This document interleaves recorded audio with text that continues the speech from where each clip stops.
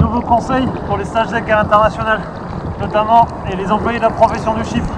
5 semaines, 5 pays, 5 conseils. Aujourd'hui,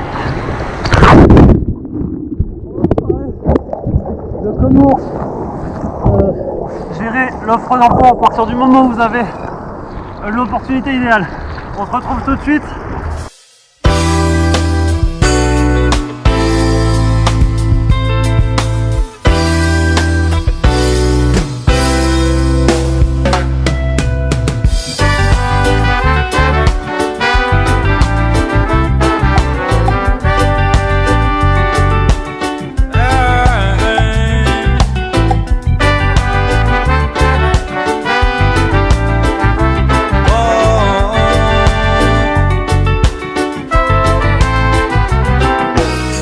Revenons-en aux choses essentielles.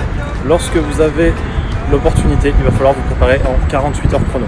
Pourquoi 48 heures? C'est un conseil que je vous donne, car à partir du moment où vous avez l'employeur au téléphone ou par email, ou plutôt le recruteur, et qui vous propose un entretien, si vous proposez un temps trop court, vous ne serez peut-être pas assez prêt, et trop long, il aura eu le temps de voir d'autres candidats. À partir du moment où vous confirmez le rendez-vous, donc ce délai de 2 jours va vous être très utile pour vous mettre au point sur les aspects pratiques et sur les aspects techniques. Par aspect pratique, j'entends notamment la couverture de la sécurité sociale et aussi le coût de la vie. Il y a bien sûr d'autres exemples. Au niveau des particularités techniques, commencez déjà par le secteur d'activité de l'entreprise avec laquelle vous êtes en contact. Deuxième partie de ce conseil, l'entretien en lui-même, notamment sa préparation en amont. Il va falloir vous entourer, créer une sorte d'équipe autour de vous. Je peux vous citer comme exemple vos parents. S'ils ont du temps, ils peuvent synthétiser des informations pour vous sur le pays, sur le secteur d'activité, sur tout ce que j'ai mentionné avant.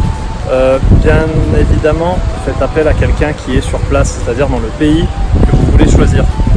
Ça vous donnera des informations utiles et ça montrera votre force de caractère et votre motivation auprès du recruteur lors de l'entretien.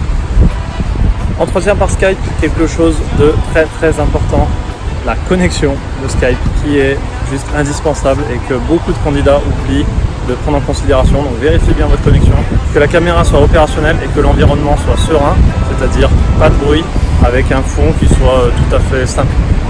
Dernière subtilité pour les stagiaires d'expertise comptable. On ne sait jamais vraiment à quel moment, lorsqu'on est stagiaire d'EC, on doit parler de la possibilité de le réaliser avec son futur employeur à l'étranger.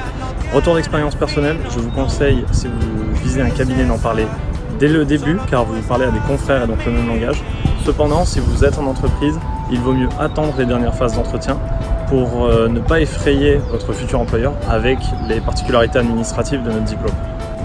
Voilà, c'est la fin de cette 3e vidéo. J'espère vous retrouver la semaine prochaine. Le prochain épisode sera à Mexico. Hasta luego les amis, bye.